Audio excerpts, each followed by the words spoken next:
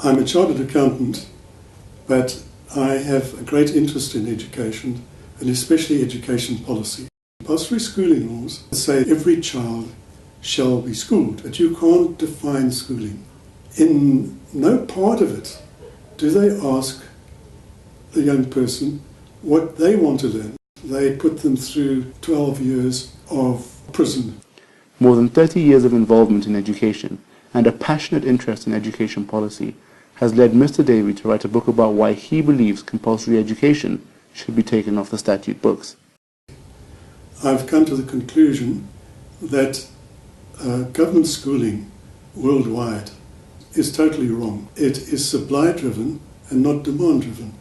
Mr. Davie says compulsory education may represent 12 years of prison for most of South Africa's youth.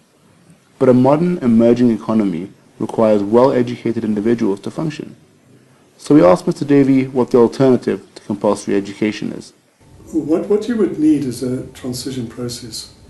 And one of the things that could be done that would improve schooling no end is if the teachers could take over the schools, make that their business, and I am confident that their attitude towards schooling would change overnight.